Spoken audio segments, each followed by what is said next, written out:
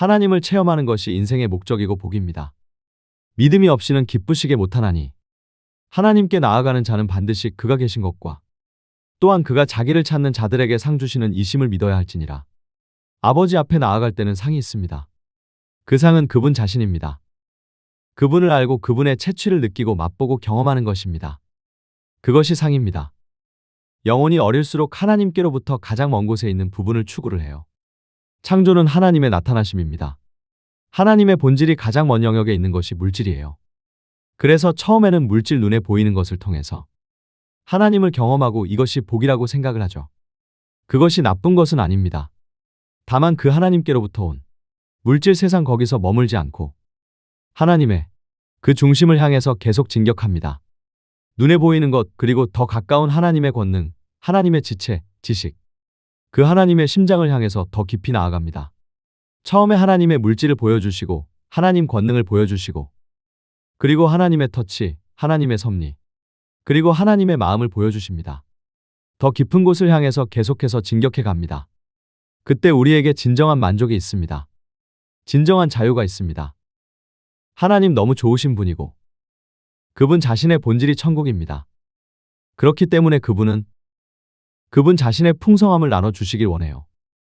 그분을 주시길 원해요. 타락한 곳에 머물러 있지 않고 자기의 깊은 것을 받기 원하는 자들에게 자신을 보여주시고 자신의 친절함을 주시고 내게로 가까이 나아오라 주기를 원하십니다.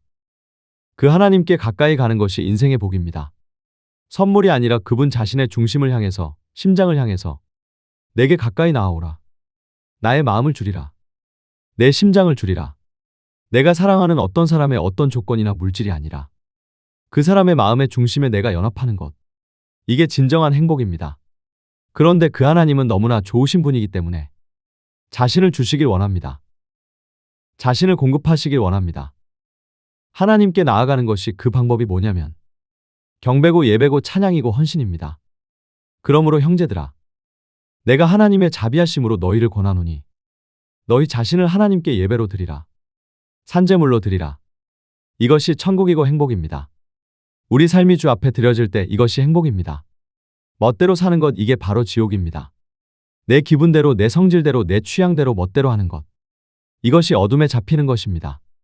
인생의 성공, 행복 아주 간단합니다. 뭘 추구해도 그것이 중요하지 않고 만족이 없습니다. 오랫동안 꿈꿔왔던 것, 열심을 다해서 성취했다. 대학에 합격했다. 직장에 갔다.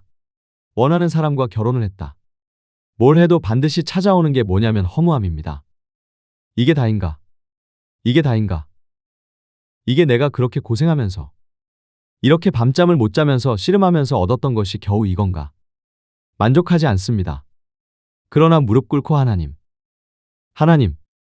내 모든 걸 주님께 드립니다. 주님 외에는 아무것도 필요하지 않습니다. 내 삶이 여기 있습니다. 내 목숨이 여기 있습니다. 주님, 당신이 원하시면 취하시옵소서.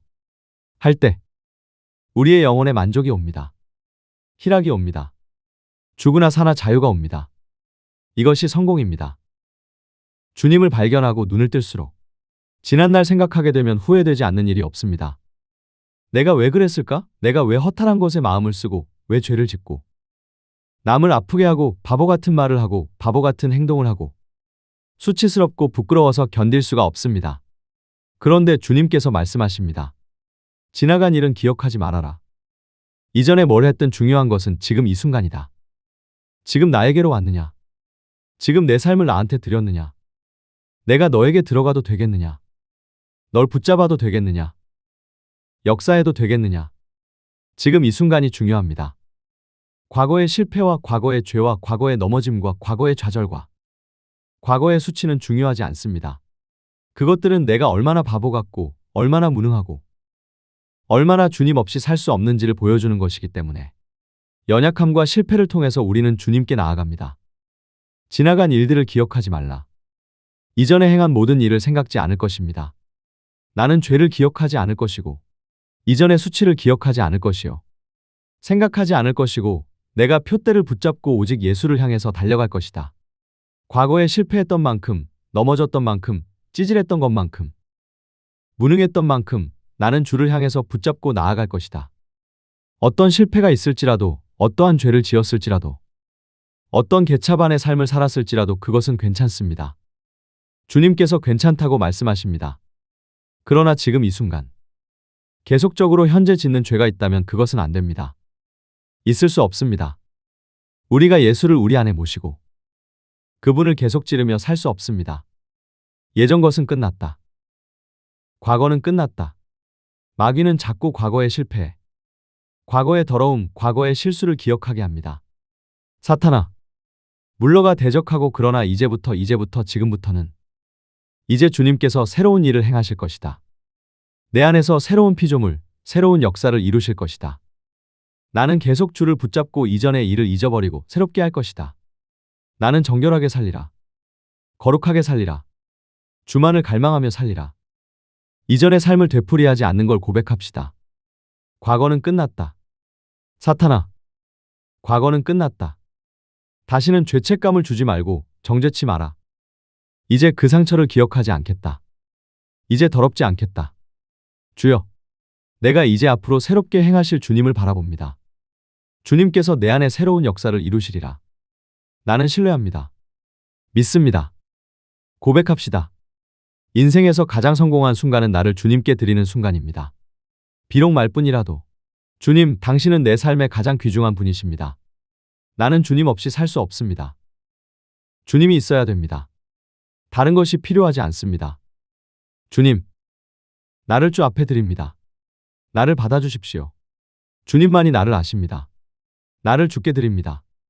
우리는 사람에서 태어났기 때문에 태어날 때부터 우상의 속성을 가지고 있습니다. 그래서 주님이 아닌 다른 것으로 내 가슴을 채우려는 우상의 속성을 가지고 있어요. 우상을 섬기는 속성을 가지고 있어요. 우상을 섬기고 그 앞에 경배하면 그것이 나를 내 마음을 채워주고 내 문제를 해결해 줄 거라고. 그 우상을 사랑하고 숭배하는 성상을 갖고 있어요. 그래서 내 애인은 내 가슴을 채워줄 거야. 내 아내는 내 마음을 알아줄 거야. 이렇게 오해를 하고 삽니다. 내 애인은 나를 채워줄 거야. 항상 뭔가를 기대하고 의지하며. 그것이 우상의 속성이란 자체를 모르고 죄인지도 모릅니다. 하나님이 아닌 다른 존재로 나를 채우려고 하는 것. 안식을 얻고 위로를 얻으려고 하는 것. 그거 안 하면 참 서운하고 삐치는 것. 이것이 죄라는 자체를, 이것이 지옥에서 온다는 것 자체를 몰라요. 주님이 아닌 다른 것이. 이번에 언제까지 돈을 메꿔야 하는데. 언제까지 이거 카드 값을 갚아야 하는데. 이게 언제까지 와야 되는데. 그러면 나는 행복해질 거야. 나는 편해질 거야. 안심할 수 있을 거야. 그것이 우상인 것을 몰라요. 주님이 말씀하십니다. 나다. 나다. 내가 여기 있다. 내가 너의 가슴을 채울 것이다. 돈이 아니고 나다. 내가 이걸 해결할 거야. 내가 여기 있어. 내가 널 채우고 내가 널 해결한다. 이것이 근원으로 가는 길이에요. 우상이 아니고, 조건이 아니고, 돈이 아니고, 사람이 아니고. 우리가 만나는 모든 대상들은, 우리가 채움받을 대상은 아무도 없습니다. 우리는 오직 하나님께로 채움받습니다. 하나님께로 채움받고 내가 만나는 모든 사람, 아내든지 남편이든지 배우자든지 누구든지 간에 내가 채워줍니다. 이것이 천국의 질서예요. 그런데 근원이신 하나님께 받지 않고 보이는 것을 통해서 받으려고 그래요.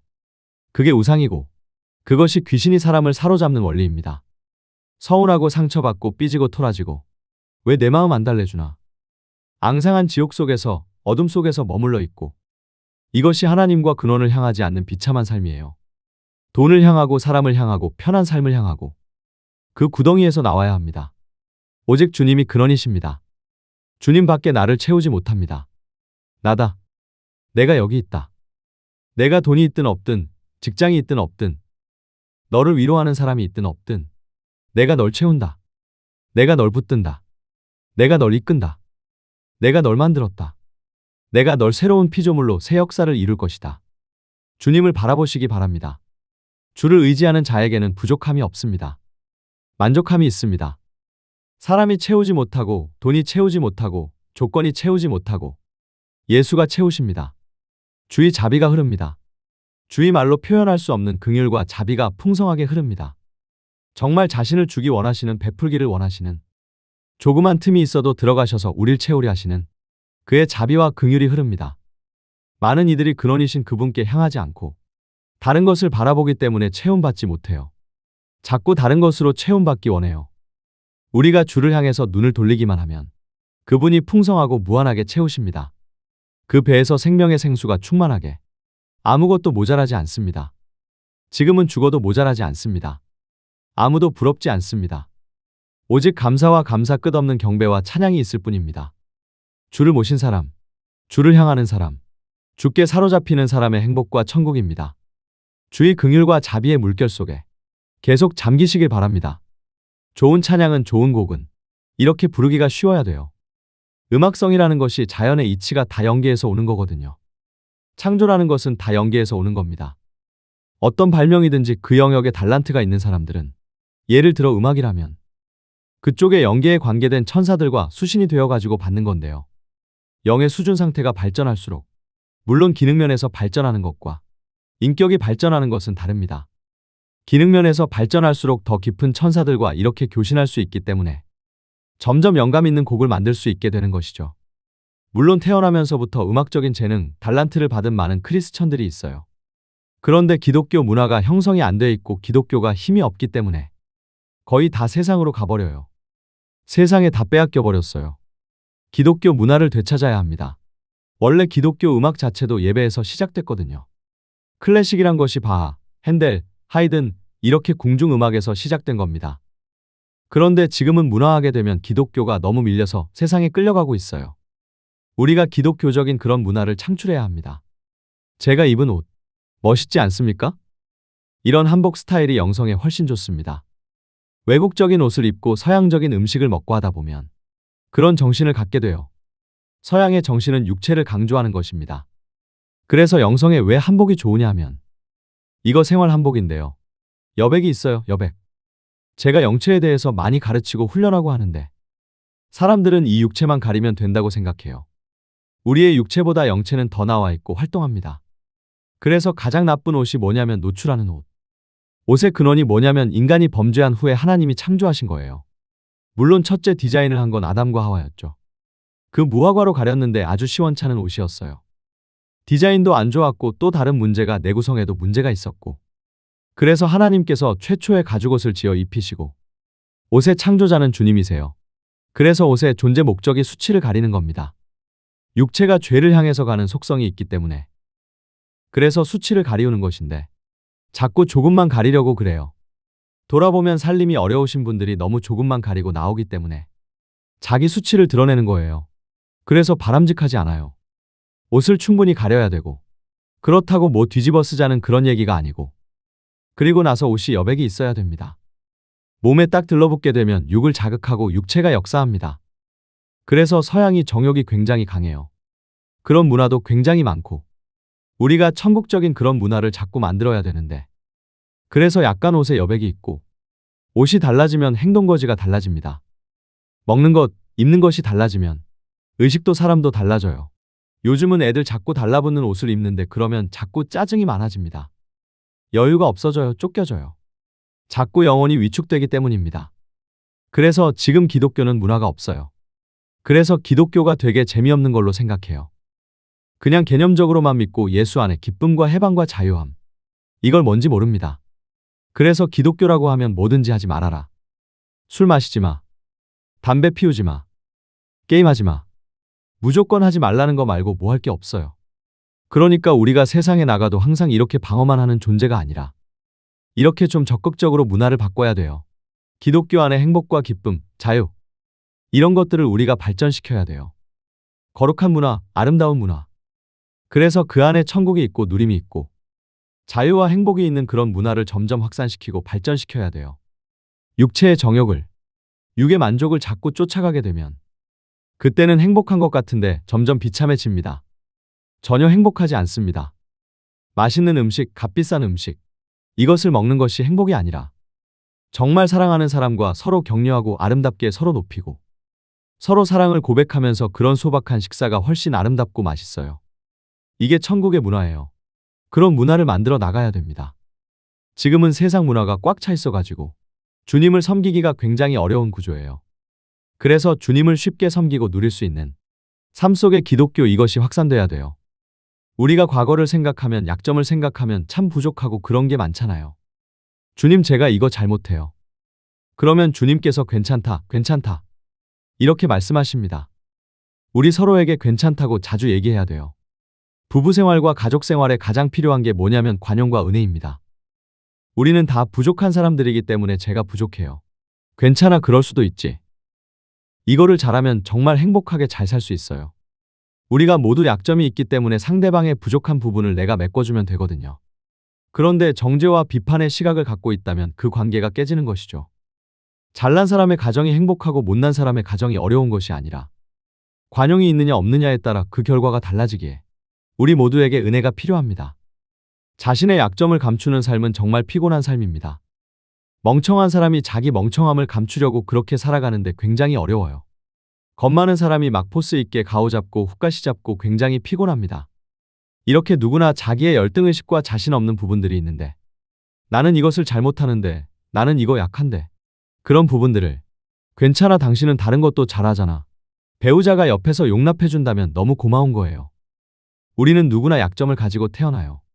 그런데 불행한 건 뭐냐면 그 약점에 대해서 판단하고 공격하는 사람이 훨씬 많다는 거예요. 이게 사람을 파괴하고 그렇기 때문에 위선자가 될 수밖에 없는 환경이에요. 거짓말을 많이 하는 아이들이 있어요. 부모가 과도하게 벌을 주는, 막 몰아세우는. 자백해봤자 아무 유익이 없으면 당연히 거짓의 영을 키우게 되죠. 아이가 자백하면 용서해주고 격려받으면 거짓말을 할 이유가 없죠. 물론 이제 머리형의 아이들은 거짓말을 많이 하죠. 반면 심장형의 사람들은 거짓말하면 가슴이 떨려서 못 살거든요. 배형의 사람들은 머리가 나빠서 거짓말이 금방 뽀록나기 때문에 거짓말하느니 아싸리 맞고 말지. 그래서 우리가 대인 관계에 있어서, 특히 가정생활에 가장 중요한 게 뭐냐면 관용입니다. 자녀 키울 때도 가장 중요한 건 뭐냐면 관용이에요, 관용. 어른들이 인생을 살아가면서 많은 배운 지식과 경험이 있는데 그 어른의 시각을 가지고 애들에게 가르쳐요. 어른들이 자기가 어렸을 때의 생각을 잊어버리더라고요. 내가 어렸을 때 뭐가 제일 좋았지? 내가 어렸을 때 뭐가 제일 행복했지? 뭐가 제일 무섭고 싫었지? 이걸 까맣게 잊어버리고 부모의 관점에서 논리적인 얘기를 해요. 애들 억압하고 죽입니다. 가장 무서운 게 약점을 찌르는 거라는 것. 여러분, 상대방을 비판하고 싶으면 말도 안 되는 거 가지고 비판하세요. 아주 지혜롭고 영리한 사람에게 이 바보야 그러면 웃습니다. 상처가 안 되기 때문에. 근데 바보에게 바보야 그러면 상처받습니다. 할 말이 없기 때문에. 그래서 나쁜 사람들이 이렇게 꼭꼭 맞는 말 하는 사람들이에요. 계속 살아가면서 광야의 진리를 추구하는 사람들이에요. 계속 진리를 찾아서 영원히 혼자 살아야 돼요. 너 왜 그 모양이니? 참 무서운 말이에요. 약점을 알아도 모른 척하고 당신이 그걸 못하기 때문에, 당신이 이걸 약하기 때문에 내가 도와줄게, 이게 신자들의 삶이에요. 어떤 사람이 성질나고 혈기가 확 올라와.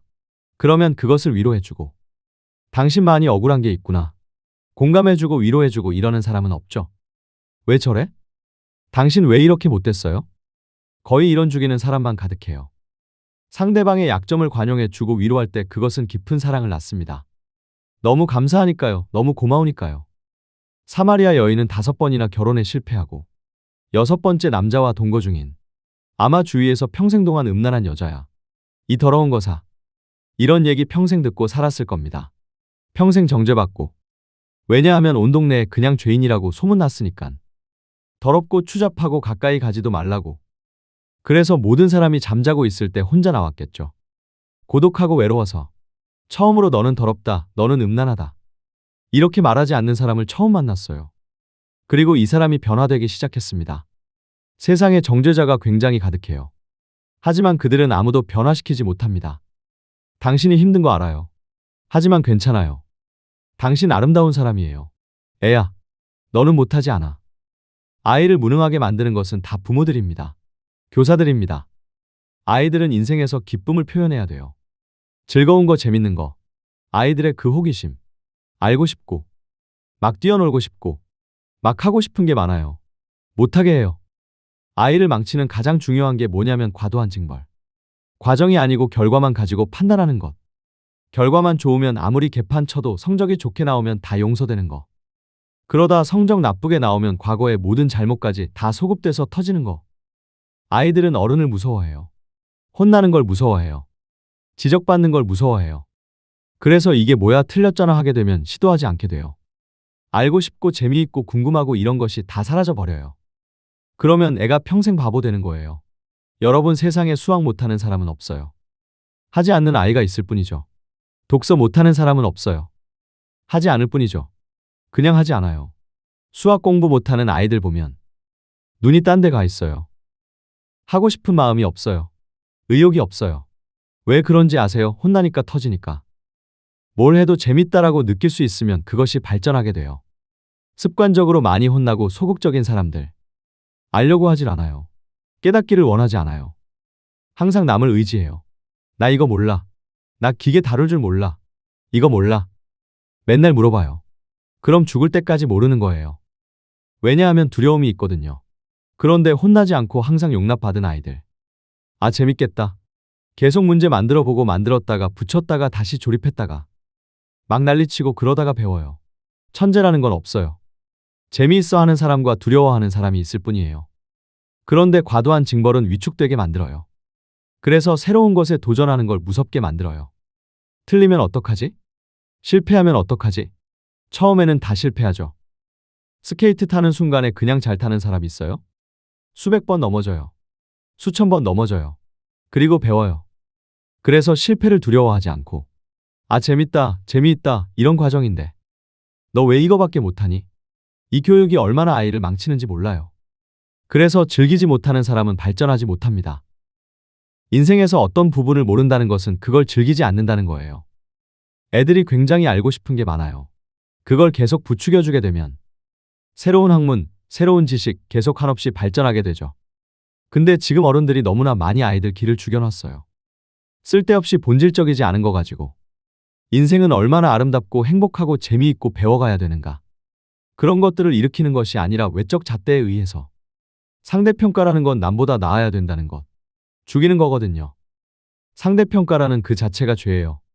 하나님께서 1등, 2등으로 창조하지 않으셨기 때문에 얘는 뭘 좋아하고 얘는 뭐를 좋아하고 그걸 발견하는 게 교육이지. 쟤는 공부하고 있는데 넌 뭐 하고 있어? 이건 다 죽이는 거예요. 아이들을 키우면서. 그래서 용납하는 것을 배워가요. 오랫동안 부부 생활하면서도 오랫동안 친구면서도 자기 약점을 얘기 못하는 사람이 많이 있습니다. 그것은 말이 안 통하기 때문에 얘기하면 비난받기 때문이에요. 그런데 이 사람에게 어떤 말을 해도 들어준다, 용납한다. 약점을 통해서 더 연합된다 그러면 편하게 말할 수 있어요. 문제는 주님께도 그런 관점을 갖고 있는 사람이 있어요. 내가 얼마나 추하고 더러운데 나는 못됐는데 이런 날 알면 주님께서 화내실 거야. 주님께서 오셨다가 내 약점 아시고 실망하시면서 너 그랬구나 몰랐다. 너 어떻게 그럴 수가 있니? 그러고 떠나실까 봐. 우리 약점이 있는 그곳에 주님의 피가 떨어집니다. 우리 연약한 그곳에 주님이 계십니다. 그래서 우리 너무 감사한 거예요. 내가 못하는데 주님이 날 버리지 않고 주님, 제가 얼마나 성질 더러운지 아세요? 제가 얼마나 의지가 약한지 아세요? 맨날 그 순간 때려치면서 아시잖아요. 괜찮아. 제가 성질 더럽다고요. 아주 못됐대요. 괜찮다. 제가 할 수 있는 게 없는데요. 괜찮다. 내가 널 선택하리라. 주님이 그렇게 해서 우리를 변화시킨 것처럼 우리도 그렇게 주님을 사랑해야 돼요. 어떤 약점이든지 괜찮아. 괜찮아. 부모들은 아이들이 억지로 자기가 원해서 하는 죄가 아닌 것은 혼내면 안 돼요. 힘들지? 엄마가 도와줄게. 아빠가 도와줄게. 너도 아침에 빨리 일어나려고 그러는데 안 되지. 너도 밤에 일찍 자려고 그러는데 그렇게 돼버렸지. 엄마도 못하는 게 많단다. 우리 같이 기도하고 노력하자. 어떤 순간에도 약점을 위로하는 사람이 되어야 해요. 그것으로 사람의 관계가 가까워지고 연합되게 돼요. 생각해봐요. 기쁘지 않겠어요? 내가 약점을 얘기하는데 그걸 오히려 축복해주고 그걸 오히려 품어줘요. 나의 눈물과 나의 수치와 나의 부끄러움을 상대방이 알고 같이 울어줘요. 행복하지 않겠어요? 그렇죠.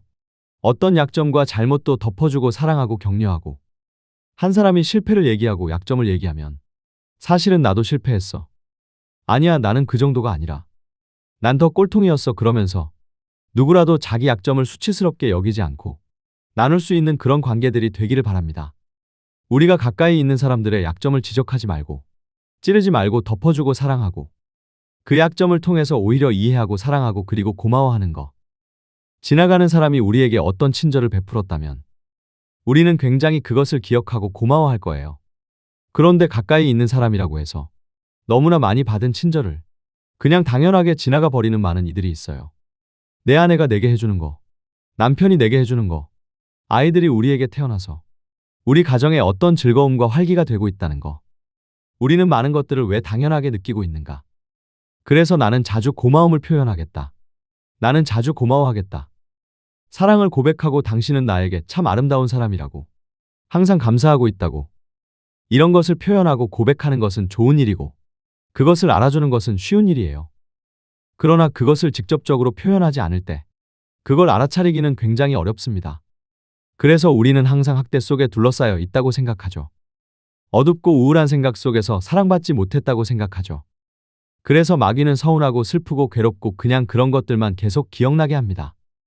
에덴 동산에 먹을 것이 굉장히 많이 있는데 선악과만 계속 쳐다보게 하는 것처럼 자기의 약점과 실패와 어둠만 기억하게 해요. 주님께서 우리의 눈을 열어주시면 사람의 아름다움이 보입니다. 그리고 사람들이 친절하게 보입니다. 분량의 차이가 있을지언정 보통의 부모들은 자녀를 사랑해요. 모든 부모들은 겉으로 거친 언어를 사용했을지언정 아이를 사랑해요. 아이에게 화내고 막 큰소리치고 그런 부모가 아이가 아프면 울고 잠을 못 자고 괴로워하고 차라리 내가 아픈 게 낫지. 겉으로 잘 보이지 않아도 이게 모든 부모의 마음이에요. 우리 가족의 이야기를 할게요. 저는 아버지가 참 무서웠어요. 우리 아버지가 얼마나 무서웠는지. 함경도 양반이라 목소리는 얼마나 기차 화통인지. 평생 몇 마디 대화한 기억이 없어요. 성질이 얼마나 급하신지.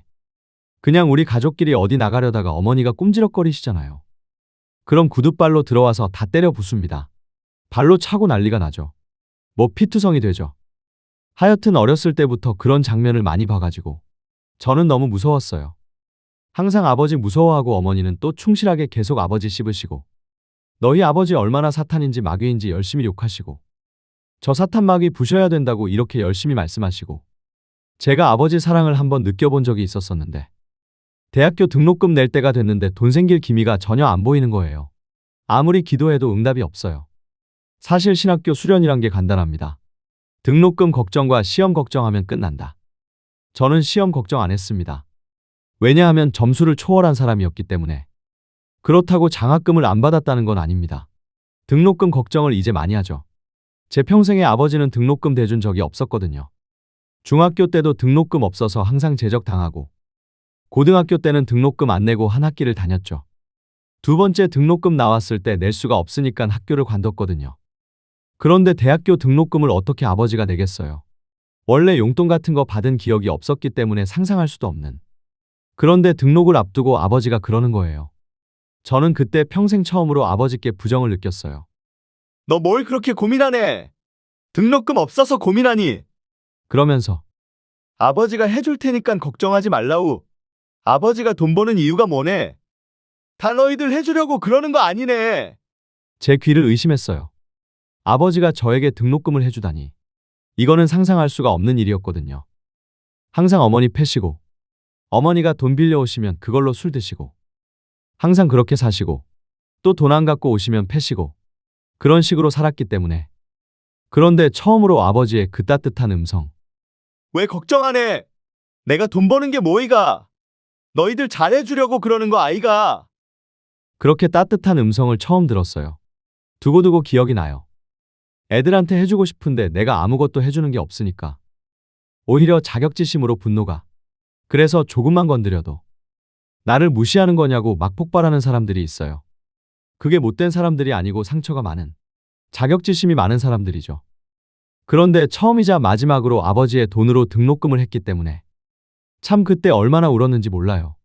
너무 기가 막혀가지고 아버지에게 도움받는다는 생각을 해본 적이 없었기 때문에 아버지도 하나의 통로가 될 수 있구나 하고 정말 저에게 기적 같은, 아버지가 해주고 싶었는데 해주지 못하니까 괜한 자격지심이 있었던 거.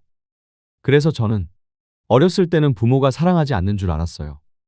그냥 싫어하는 줄 알았어요. 우리는 그런 것들을 많이 경험해요. 눈이 열릴수록 우리는 사랑받은 존재라는 거. 부모님이 우리 사랑한다는 거. 그들이 뭘 어떻게 표현하고 어떻게 해야 될지 몰랐을 뿐이고 그들은 우리 사랑한다는 거. 그리고 우리는 당연하게 지나가는 많은 것에 대해서 참 고마워해야 된다는 거. 이것이 천국이 열리는 하나의 기회예요. 우리는 많은 것을 가지고 있어요. 하지만 그것을 누릴 줄을 몰라요. 그런데 감사하고 고마워하게 되면 그 천국을 누리기 시작해요. 당신 나에게 그때 이렇게 말했어요. 근데 그게 너무나 고마워요. 우리는 많은 아름다운 것들을 가지고 있어요. 하지만 그런 것들을 그냥 당연하게 지나가 버린다는 것이죠. 그런데 그런 것들을 표현하고 감사하고 고마워할 때 우리 안에 있는 어떤 부분들이, 어두운 부분들이 사라져 버려요. 회복돼 버려요. 우린 고마움을 아는 사람, 그리고 약점을 지적하지 않고 품어주는 사람. 괜찮아. 당신이 못하니까 내가 도와줄게. 내가 기도할게. 서로에게 그렇게 할 수 있는 사람들이 되어주길 바래요. 아멘.